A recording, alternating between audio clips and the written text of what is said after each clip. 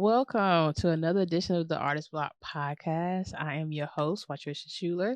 You can follow me on social media at Patricia Schuler on all platforms, which is Hey. just Instagram and Facebook for now. But anyway, so today's guest is a multi-talented artist. Mm, He's a graphic designer. mm, He's a professor. mm. He's a tattoo artist. Hey. He's a muralist. Yes, ma'am.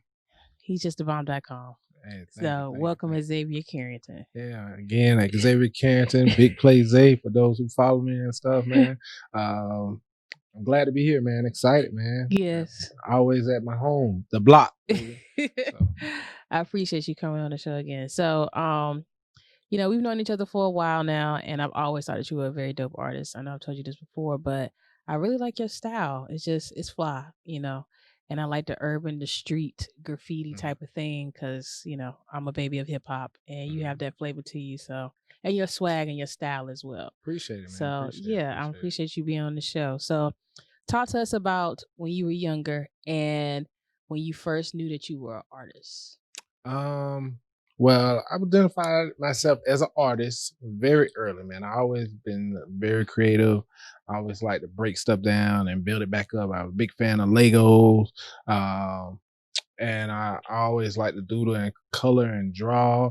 And as a young age, I always kind of recognized textures. I would color stuff with crayons and then take my fingernail and scratch it off just to make textures and stuff.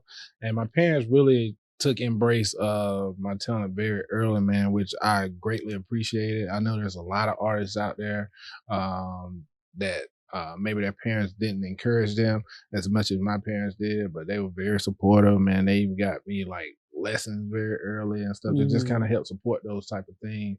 But I really thank my folks, and that really helped.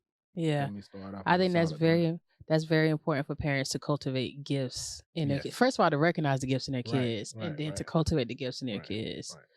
So shout out to your parents for doing that. Yeah, I appreciate them. So I know we talked before. You said that you used to draw bubble letters for girls. Oh yeah, when you were at school. Yeah, that was my thing, man. Early on in school, when I actually got in the classroom and stuff, like, again, I was a super nerd. And my parents were definitely heavy on my education, but the education part, I mean, it didn't come easy, but I was just prepared. But the only thing is sometimes I would get bored in the classroom because I would get done with my work fast. And so I would find myself being the class clown sometime. And so in order to stay out of trouble, I had to concentrate. And so I would start sketching and drawing. And one of the things I used to love to draw is graffiti names. And so all the girls in the classroom, I would just take my time and draw some graffiti names of their names, make them real nice and cute and bubble letters and stuff. And I would give them to them as gifts. Yeah. I could totally see you doing that too when you were younger. It was like middle school, high school. Oh yeah, all the way up to high school. I think I was still writing bubble names. Oh, okay. So I know that you talked too before that you said that I think it was when you got to college undergrad, people knew you could draw and they would come to you to draw out their tattoos. Right. Okay. So I played football down in South Georgia at Valdosta State, the Blazers, the real VSU. Oh wow. Oh yeah. It was a great experience, and fellowship with a lot of guys, and I was in the art program, and so all the guys on the football team would come to me like, "Hey, you can draw, man. Draw up our tattoos." It was a local shop that all the guys were going to get their tattoos done, and so they just kept coming to me like, "Hey, man, you drew so and so tattoo. Can you draw one for me?" And I'm like, "Okay." And next thing I know, I done drew like 10 designs, and so I actually got everybody getting tatted. I was like, well, I want to go get tatted too. And so I only had one tattoo from when my senior year, but I knew I wanted more. And so, I saved my money up and went down to the shop and took my design. And, I talked to the guy and I let him know, like, hey, I'm trying to get this artwork done. And he was like, Okay, cool, man. He was just like, Dad, man, this same guy keep drawing these dope pieces. And cool. I was like, yeah, that's me. I'm the one who's drawing the pieces. He was like, for real, man. He was like, why you wait so long to come down here? It was like I just didn't never know anything about the business, and man, I'm just here, Yeah. And so from right then and there we connected, and he put me on. He put me on pretty fast too. And it was like within a week I was tattooing. And so, Wow. yeah, I know. I was blessed with that situation and stuff. But, I will say that I did start my career too fast and stuff. Why you say that? Well, just the reason being, I don't recommend nobody going straight that fast into the skin. I had to learn a lot really quick, but luckily I was just kind of confident in my skill set. But I will only do stuff that was in my skill set. I was never going outside of my range of artists and stuff. And I think if I would have waited a little bit longer and waited to develop, I probably would have been like more impactful for that time. So Gotcha. yeah. I gotcha. Were you charging people for your designs? Oh yeah. I was charging like $10. I think about $10. Yeah, about $10 for a sketch. Yeah. Okay. Yeah. So I know that were you still in undergrad when you got the job at the tattoo parlor? Yeah, that was my job from my freshman year. You got that job as a freshman? Yeah, I got the job as a freshman. Wow. I got the job as my freshman. Yeah. So you tattooed throughout college? Yes. Nice. So when did you like shift your mindset to saying, hey, I want to be a professional artist? Well, I went to school undergrad for visual arts, and I'm not gonna lie, that was my goal, to be a visual artist, coming from undergrad. But stuff wasn't moving as fast as I needed to be, and so I transitioned over. Video game had really started booming, and at the time, SCAD, New York, and California was the only place for graphic design and video game design. And I was heavy gamer, and I had took a couple of animation and graphic design courses in undergrad that I had excelled in really fast. I caught on to it very fast. And so I went to school for gaming down in South Florida, and because they had some program that was on the East Coast. So I was excited about that, and I took the opportunity, and I kind of transitioned into graphic design. It paid better at the time, and although I hate that I used my visual art skill, but my visual art skills actually helped me as a graphic designer, because like I was saying the last time, there's a lot of graphic designers out there that can't draw, and there's a lot of visual artists out there that can't do graphic design. And so for me to have a blend of both talent and stuff, it really helped me see stuff visually and help me reproduce information and designs from off my inspirations that I get. And so I always try and keep my mind and my third eye open, man, to stay inspired by anything that comes my way, Right. So the goal was always to be an artist, no matter what medium it came through. Yeah, I had got into production artists. I've done production art, not tattooing, screen printing, anything that you can just put your hands on and create. I wish I could sing, but I can't sing. If I could, I would do it every day. Yeah. But, I do take. I'm grateful for the talent that I do have. Yeah. So. What made you so confident to believe in yourself that you could actually have a career as an artist and make money as an artist? Well, as a visual artist, I really got the confidence from the Artist Bloc. I really got the confidence in the Artist Bloc. I have sold pieces in the past and did like small commission, but just the network and the support, and just to see other, especially Black artists, getting that type of support, especially after the rapper Jay-Z and everybody was just rapping about investing in art. Now everybody know who Basque is, and just the opportunity is now. And so just being in the environment really helped me soar. So it gave me the confidence that I needed. But what was the first? I know you said you did the tattoos and you charged people a little money for that, and then you became a tattoo artist. What was the first deal as an artist that you made where you made like some real money? Oh, as a tattoo artist. No, in any of your medium. Which medium have Oh. you made the most money from? Had I made the most money from now, I still have to say tattooing. Tattooing. I've been doing tattooing, like I said, since my freshman year. That has always been a steady income. I had grown. I remember I started out, I was doing tattoo for $30. You know, $30. yeah, I was doing tattoo. This was back in 2001. Now, I was doing tattoo for $30.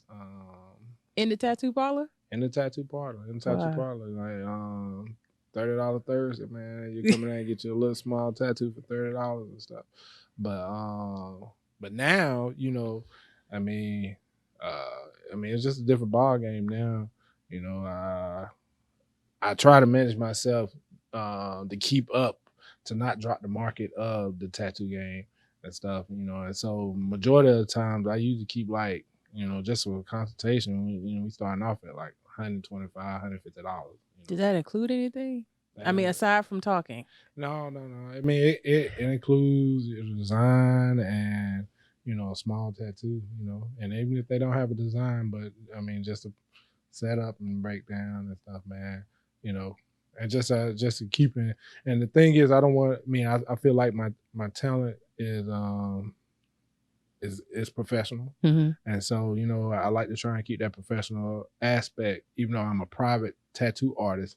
I still like to keep that standard.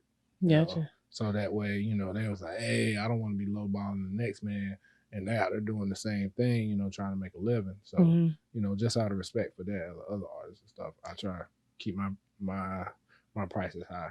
Gotcha. Well, not necessarily. They're not high. They're not high. They're just affordable, man. It's a lifetime commitment and stuff. So, right, ain't nothing wrong with that. Right. You know what I'm saying? Right. And people got to pay you your worth. Yeah, that's important. Yeah, and that's really important. Right, your worth. And I think that's one of the things that tattooing really helped me out as an artist. I know so many, as a professor, I talk to my students and I try and encourage entrepreneurship. I want to know if they have any other type of skill sets or any way that, we can go ahead and put those to use now, because I feel like if you have a craft, you don't have to wait for somebody to tell you what the value of your craft is, especially if God has blessed you with one. You need to go ahead and try and start getting as much experience in the business as possible, even if you have to intern. And, a lot of students think that in order for me to gain experience, I have to intern for somebody. No, you can go the big American way and build your business from the ground up. And you create your own experience. I have been entrepreneur for quite some time, and I had a lot of business and a lot of ventures go up, and I had a lot of business go down and stuff, but that's just part of business stuff. But I have taken a little bit from each one to perfect my business, my customer service, my attitude towards it, and my expectation and all that. It just helps me more around it and with that experience in it. And anybody that talk to me, I tell them the ups and downs, so they don't have to go through the same thing. Now, what they do with it, that's on them. Right. Speaking of that, what are some memorable? Because there's no such thing as losses, only lessons. So, what were some memorable lessons that you learned in terms of missteps, but you grew from that in terms of business as an artist? And for clarity, are you talking about like as a tattoo artist or just as an artist in general? We'll say artist in general. All right, so artists in general, one of the things I realized that one of the biggest things, and I know I'll talk about it a little bit more later, man, is just not being prepared, man. A lot of people talk their talk like they want to be an artist, they want to be about their life, and they want to be in the business. Just art in general, it's more about being prepared, not necessarily your skill set. Because in your mind, you'll be like, I'm dope, and I always like to identify, especially as a professor, because I done been in that seat before, the dope artists. I done been in that seat before, but you're only as big as the circle that keep praising you. And so it's good to respect and be thankful for that praise, but I want to know about the person that don't like it. I want to know why you don't like it. I want to study. I want to understand that portion of it, because you can get comfortable. You can get real comfortable, and this is this is a business and you got to stay aggressive.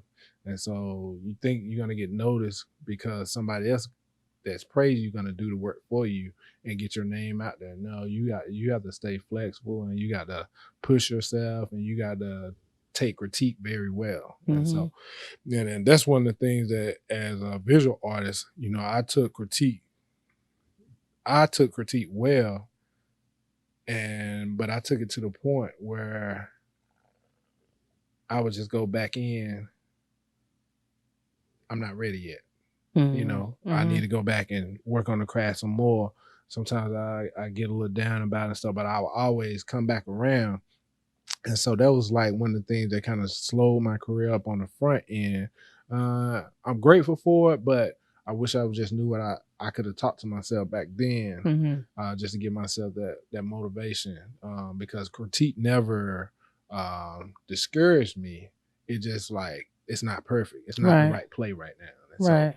that's where I was standing with that. And I should have been, you know, had the same mindset. Let's just put in some more work, Right. And the thing was that I wasn't working hard enough, and I was just, Mm. and I had to give myself a mindset that people are complaining, and I'm grateful for a full time job, 40 hours a week, and but when I look at that 40 hours a week, I was like, man, that ain't even 2 full days. Mm.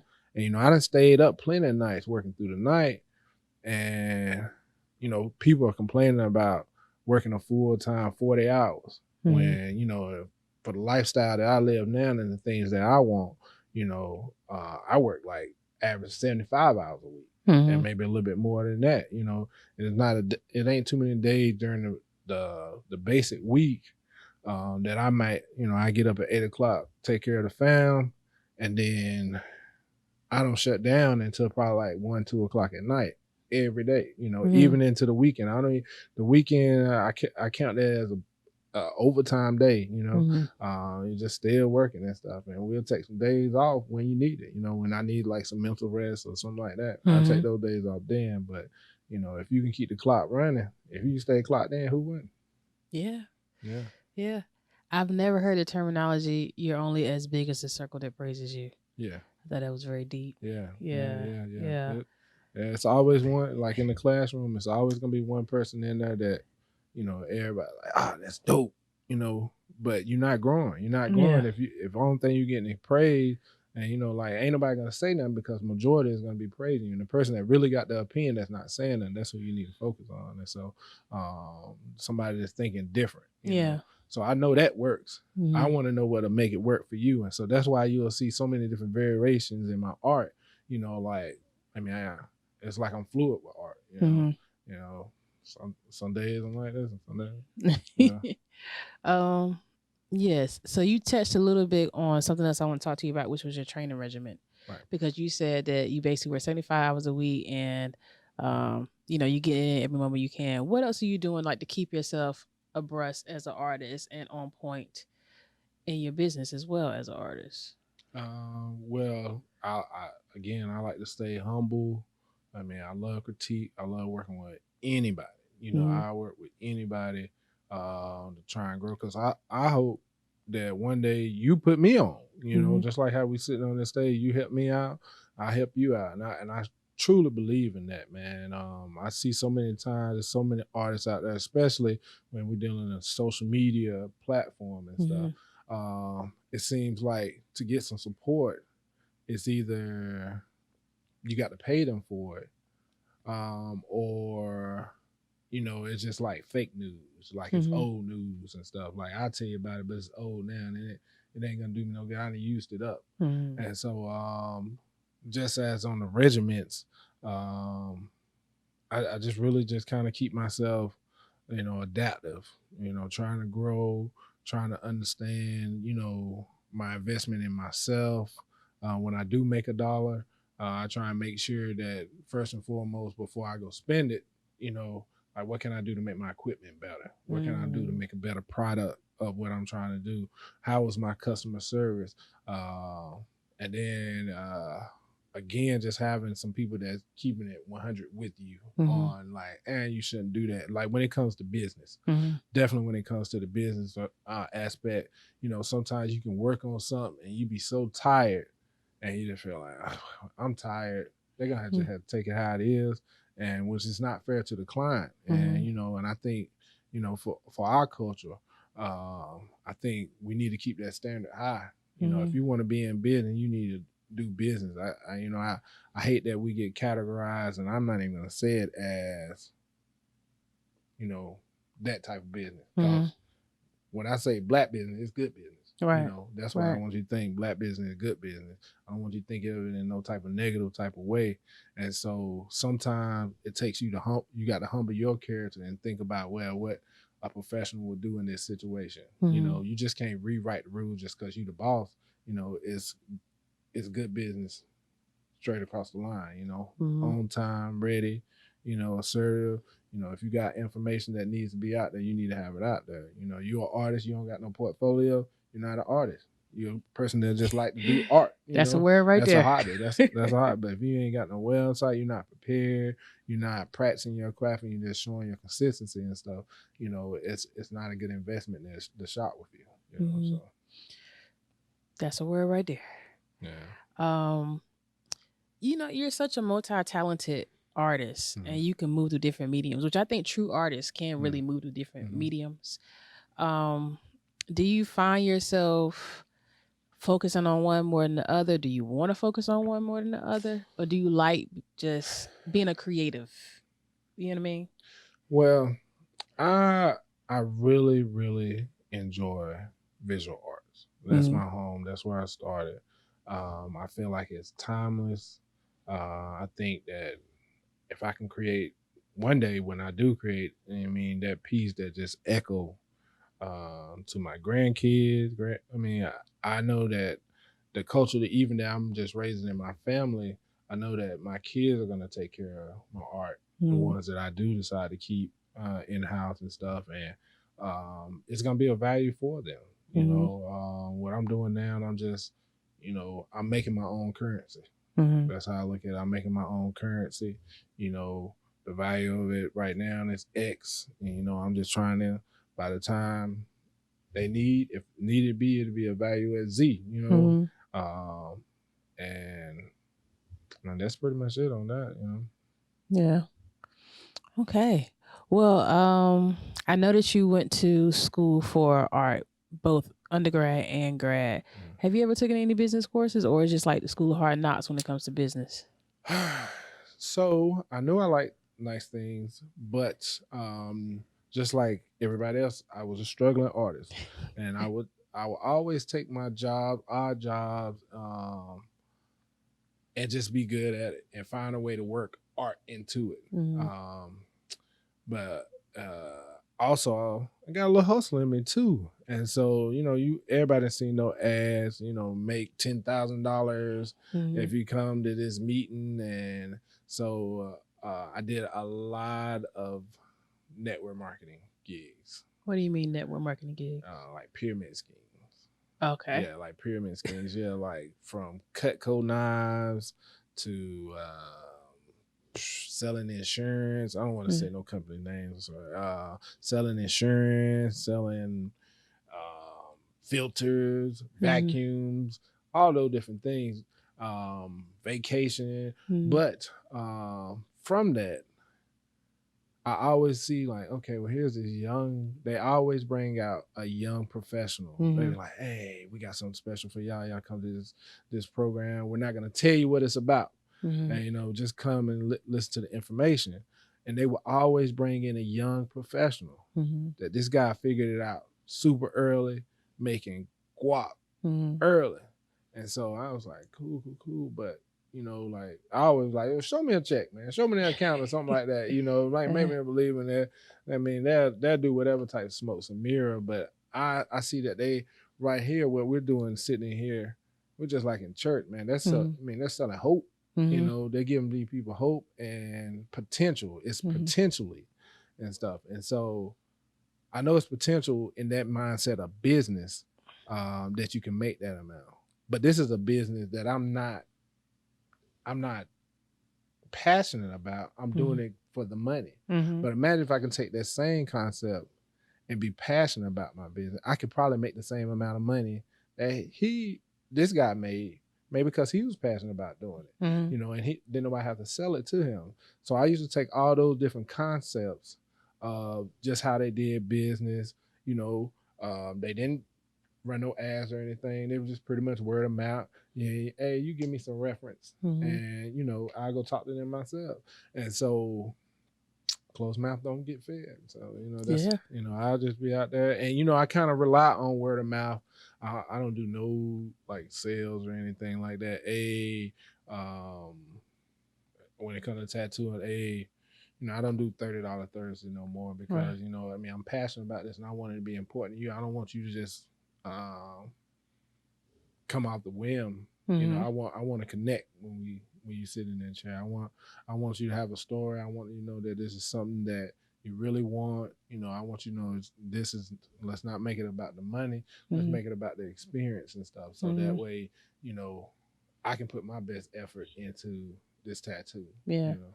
Do you use that approach for all of your art? Like, because you mentioned that before with the tattooing in terms of you are cultivating an experience for the person Right. or making an experience for Right. the Right. person. Well, I think as a tattoo artist and stuff, I think you should try your best to connect with all your clients and stuff. Mhm. Here it is, we about to do like a fancy surgery, Mhm. and nothing more comfortable than you going into the doctor's office and you have a relationship with your doctor. Like he's Mhm. cool. I know he has the best interest for me, and so I like to understand what you're getting, why Mhm. you're getting it, and so that way I know, okay, is they really gonna sit through this? Because there's a lot of times as a tattoo artist in your mind, you got like, I want to do this, I want to kill it, Mhm. but you have to take them on that journey. You have to Mhm. guide them through that, or else you're gonna come up a little short, and they're gonna be like, I can't take no more, and then I have to come back another day, and that kind of cuts your time now in the money,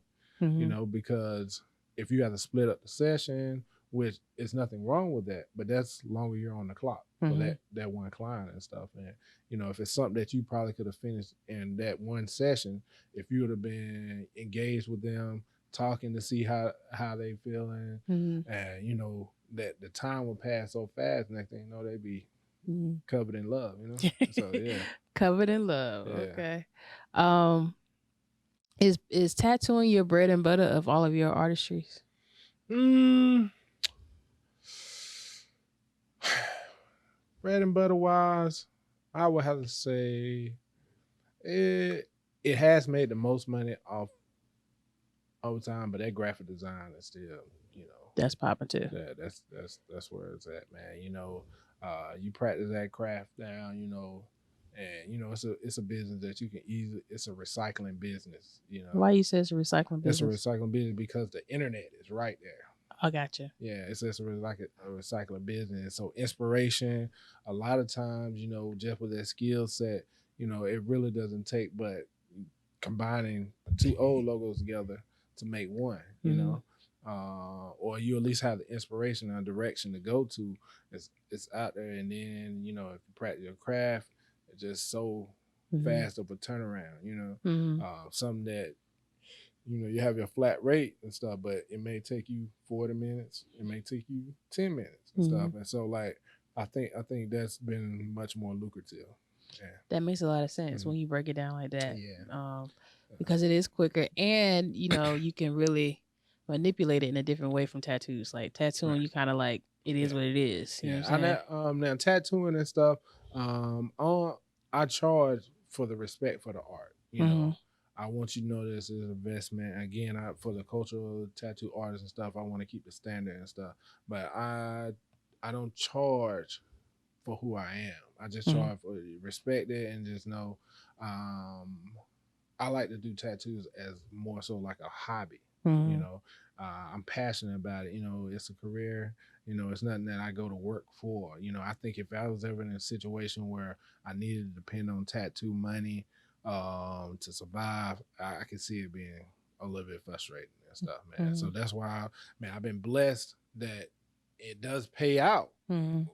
as a career, but that I can still have that mindset and that comfort that, you know, it's no pressure for me to do that. I'm doing this because I want to do it. I'm Mhm. doing it because I'm connected with the art. You know, I'm excited about doing the piece, or I'm Mhm. excited about helping them create a piece. Because, you know, I'm the type of artist that, you know, if somebody gives me a design Mhm. and say I want to look just like this, you know, I'll be like, all right, and then I shout it out too, you know, because I'm thinking that I always say thank you for your support, you Mhm. know, and you know what you're doing, they're supporting my thirst for art, you know. Mhm. It's just like, okay, you got a canvas. It's just like somebody reach out to me to make a commission piece. I look at it just like that. Like, they really, really respect my art. Mhm. And, you know, I really want to make it work for them. You know, Mhm. I don't look at it as like, another anchor, Right. another flower rose. I mean, like, no, that's what you're looking for. You know, I want to make worth it wild. And some people reach out to me and they was like, I want you to be unique and do your thing. Mhm. And when then we got to talk. Yeah. We got to talk because this is going on your body, and I need to know how to connect with you. How what type of tattoo therapy this is, what Right. type of session this is, and so that's when I connect, you know, and I try and make an engaging and intimate setting so that they're comfortable, you know, and we can ease into that thing. But you feel that graphic design is the future. So if you're Oh gonna yeah. like focus on building something, Mm. that's what you need to focus on building. Well, I mean, it won't be long where graphic design will be part of tattooing, where you know Mhm. the artists will just put it in there, and it's just probably gonna, you That's a know, good point. yeah. So That's you a know, good point I'm just in trying to this stay up on the society. technology, and you know, and again, just uh, stay open minded because Yeah. gotta eat, Yeah. gotta eat. And I Yeah. think that I think in all the apocalyptic movies, Mhm. tattoos is still out there. They are. Yeah, they're still out. All the apocalyptic movies, you know, Mad Max, all those type of movies, and Yeah. even the future movie, they got like some barcodes on their face or Yeah. something, you know. And so I think I'll have Yeah. some benefits in the future. So Yeah. yeah. Um okay. Good stuff. Good Mm-hmm, stuff. mm-hmm. So with this section, I want you to talk to the people and give them 5 practical, actionable steps they can Mm-hmm. take to get into artistry and start making money. And you don't have Gotcha, to make it specific to tattooing or graphic design. You can just gotcha, say in general as an artist. gotcha. So as an artist and just as a business person and as a professional, um, I utilize this in all my jobs. Uh, and it's first I start out with three things. My three F's. My three F's are staying fast, focused, and flexible. Um, I start out with fast. Uh, as what I mean by being fast, I mean you want to be assertive. You Mhm. want to be quick with your response. You want to be ready and prepared.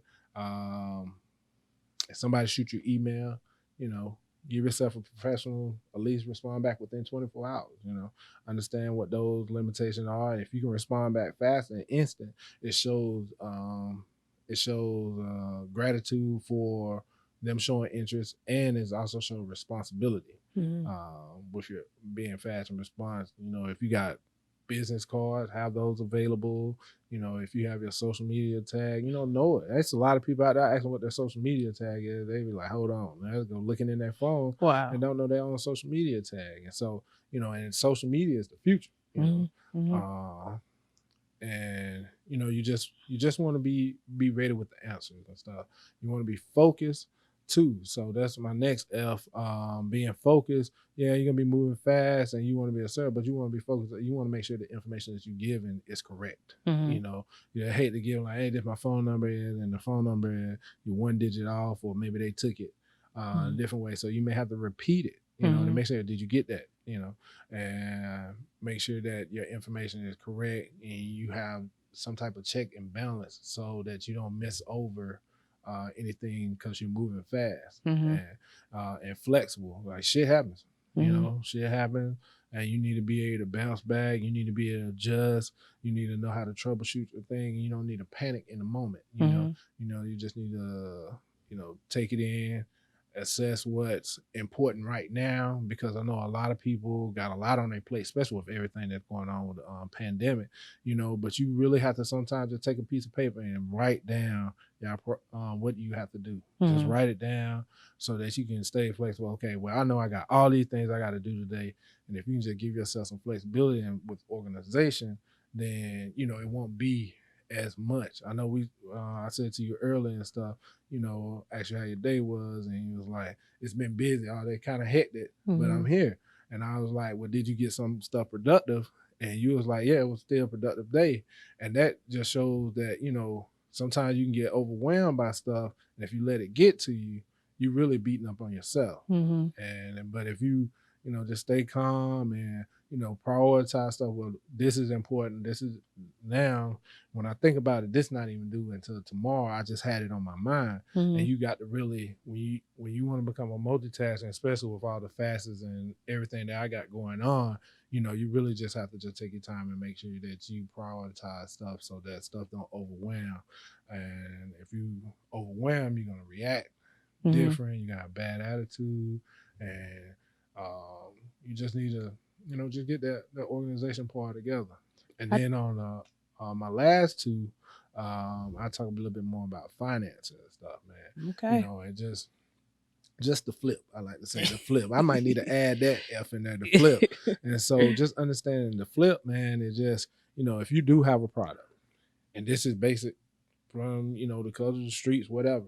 If you do have a product and people are showing interest in your product, and they're appreciating, and so when you do start to make money, you really have to start saving first. And Mhm. saving as in not to save money just to sit it to the side, but saving to invest back into your business.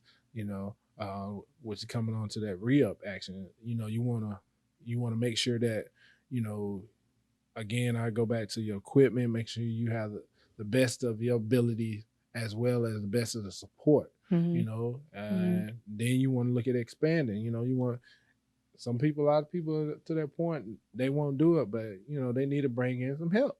You know, you Yeah. need to bring in some help. A lot of people talk with family, bring family in as a help. Interns, students, whatever. But it is a point that a lot of people are holding themselves back because they're not bringing in the help. Mhm. And are not communicating that they would like that help because they may be like narrow minded, like I'm just trying to keep it all to myself. But it's plenty. Mhm. There's plenty out there, and the more you grow, and the more you pull people in and put people on, and the more you support each other. And even if you're up here, you still, if somebody asks for support down here, I still think it's your responsibility to help them get up here. Now, if they Mhm. choose to stay down here, then that's on them. Mhm. That's on them. But if they choose to want to be on that same platform and be at the same table as you, I think with loyalty and honesty, they deserve to be up there. Now, and if they get green in some type of way, and just understood, Yeah. it's just not meant to be up there. Yeah. But Okay. Good stuff. Well, you said four. Well, really, you said five because you right, talked about priority, which right, is a right. P. But Gotcha. it was fast, focused, flexible, Flexible. priority, Mm-hmm. and the flip. And the flip, yeah, Yeah. and the flip, yeah. You Yeah. got to get that flip, man. And Yeah. so, you know, if you do understand that, what I mean by the flip, you can do anything. Mhm. You don't have to do nothing Yeah. that you don't want to do. Yeah. You can do anything if you can understand that portion of it, man. You can do anything you want to do. Yeah. Yeah. Yeah. I agree. Mm-hmm. I like to quote lyrics. So Lil Wayne said that in the song. I got the Mm-hmm. key to success. Get money, invest. You're Re right. up with the rest. Yeah, money and invest. That's Yeah. right. That is Yeah. right. Uh, okay. Well, we're coming to the end. This is really Mm-hmm. good. I Yep. appreciate you coming on I the show appreciate y'all, again. man. Um, so I was gonna say, right now, tonight, they're watching this or listening to this. Mm-hmm. What's the first thing they need to do right now? Okay. Like homework. Homework wise, for all y'all young tattoo artists out there, young and old, male and female, kings and queens, and others, everybody, respectfully. Um, as a tattoo artist, again, you need to be prepared. Mm, You need to be prepared. Just like a regular artist, you need a portfolio. You need to sketch. You need to draw.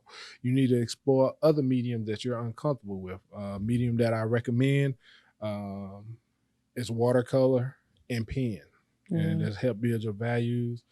Your sketchbook, you need to figure out what type of style of tattoo artist you want to be. You need to follow tattoo artists, uh, understand how they create neat design, understand their line work, what's important from a good tattoo and a bad tattoo. You need to study the craft. If you're interested in being a tattoo artist, you need to understand what the laws are and what's type of certification that you need to be a mhm, tattoo artist. Know what, um, and just to go over that real quick. Uh, you don't have to get a certification for a tattoo artist off your talent. mm, You just have to understand what the health regulation is for that mm, state and get mhm, your certification that way. Um, Also, I recommend an intern. I recommend you go look for apprenticeship at a shop. mm, mm, It's going to be rough, but you again, that's going to come into where you being prepared. mhm, Um, I don't recommend nobody just starting out solo dolo in their grandma house. You need guidance. There's a lot of practice equipment out there and stuff that you can practice with on your own time, just so you can get comfortable equipment. But I don't recommend you tattooing nobody without a professional there with you to guide you. mhm, And so that's somebody that at least 3 years up on their belt, at least mhm, 3 years on their belt, working in the shop, so they can just kind of teach you about the pathogenic bio with dealing with blood and just dealing with the safety of it, so that way you don't hurt your client or hurt yourself. mhm. Um, And you talked about skin before, because you said skin in different parts of your body like heals right, quicker or is right, more right. tender and Right. And so, it just, I mean, you just think you just going to go out there and tattoo and don't understand and see experiences with tattooing on different types of skin, mhm, and being in the shop, you can see how different, uh, different techniques and different locations of the body were tattooing, because you're on the clock. As soon as you start tattooing somebody, they have limits to how much pain they can take. And if you're unexperienced and you're guessing on a lot of stuff, and you're trial and error, dealing with a bad stencil or anything, and you're just wasting time because you're mhm, stumbling over stuff, mhm, that's more time that your client is going to get frustrated and be in pain. mhm. Um, and so that's why I strongly encourage you, to find somewhere to get a apprenticeship at. Yeah. Don't just jump out in the street, man. If you're trying to prove yourself as an artist, build your portfolio up as sketches, do a lot of concept, pull together your own style, Mhm, and you'll build up a fan base. Of building your art up, and so you'll know who likes this type of art. And so that way, when you do get in the shop, you won't just be taking up a seat, because a lot of the shops now, they're not just trying to give it away. They need for you to bring something to the table, because this is a mhm, family. They mhm, going out there and supporting the business. And, for you to come straight off the streets, that means you're asking others to support you and give you an opportunity mhm, just because you think you can draw. mhm, But your portfolio is light. You're not serious about the craft. You're not serious about sitting in the shop and getting better, and mhm, observing. And you just got to understand that nature of the business. And a lot mhm. of artists say, and they want nobody to offer me an apprenticeship or anything like that. Well, I mean, just because you just went in there, any Yeah. Joe come on the street and just ask, hey, I want to know how to do tattoos, Mhm. they're not gonna give it to you. Right. You need to be bringing your own fan base. Build your artistry up. Mhm. I think you dropped a lot of jewels right there. Right, right, right. um, but the biggest component essentially is research, Mm-hmm. study, Right, right. prepare yourself to Yeah, enter into that game, so right. that when you do actually get the opportunity to enter into that game, Mm-hmm. you are ready to Right. as ready as you can Right, be. You know right. what I And mean? just a couple other tips, but before you even get in the shop, and if you do already have a gun, man, know your guns, man. Know your tattoo machine. Know how to build one. know how to troubleshoot, because you can get out there and, you can break some equipment. Then what? Know the business, know the techniques, all those different type of things. The information is definitely out there on the web, so that when you do go in there, you can be familiar and they're not talking circles around you. You can be comfortable, understand what the different types of needles and the different types of good tattoo machines, color concept, style, new school, old school, know who the legends are, and just have some respect for it. Cool. Okay. And final thing, I want you to give a tip, like a personal tip, on making money as an artist. Making money as an artist. Or doing business as an artist. Respect everyone, even if they don't respect you. What? We gotta explore that tip. Yeah. Why you say that? Well, I was just saying, just as a tip, man, it just keeps you humble, man. There's gonna be a lot of people that don't like your art. There's gonna be a lot of people that don't like what you represent and stuff, man. But again, I always was interested in why they don't like it, because I want to do something that's gonna make you like it and stuff. So I need to change up some things so that I can make you like it as well as staying home to myself. And it is a medium to that and stuff. And I just believe in good karma, man. And so, some people may dislike what you're doing and stuff, and may say, hey, that's ugly. But somebody like it. And, and when they get an opportunity, instead of competing with them, wasting that energy, give them some positive energy, man, because the energy you give out is the energy that you receive, Yeah. And so, if you're only giving out good vibes, then, you can't be touched, man. Yeah. Right. And Gandhi said it, Yeah. just it's basic, man. You your own enemy.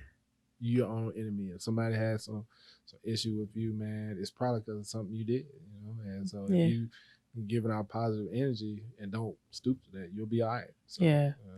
I think that's a great way to end it. Yeah. Stay humble. Stay humble. And karma is real. Karma is real, man. Yes. So just stay humble, support. Yes. And don't hate. Don't hate. Oh, I forgot. Oh, so, I got these shirts made. Okay. That are like the backdrop. Okay. But they have certified on it. Because now that you've been on the show, you are a certified artprenuer. Oh, man. So I want to give you that as a gift. Thank you. Because we have to give people their flowers while they're still here. You, man. I have arisen. Yes. I have arisen. I'm finally entrepreneur. Yeah. And so I'm excited about that, man. I appreciate the opportunity, man. Like I said, the Artist Bloc is my family. I mean, I wouldn't be where I am today as an artist, man, if it wasn't for the fam. Yeah. Y'all ladies are amazing. Y'all support the community and continue. I'm always here in y'all corner, and I appreciate y'all guys. Yeah, we appreciate it too. Tell the people your information one more time. Okay, man. If y'all want to rock with your boy, man, my name is Xavier Carrington on Facebook, and on Instagram, I am Big Play Zay, BIGPLAYZAY. Big Play Zay. Yes. All right, and we sign it off until the next time.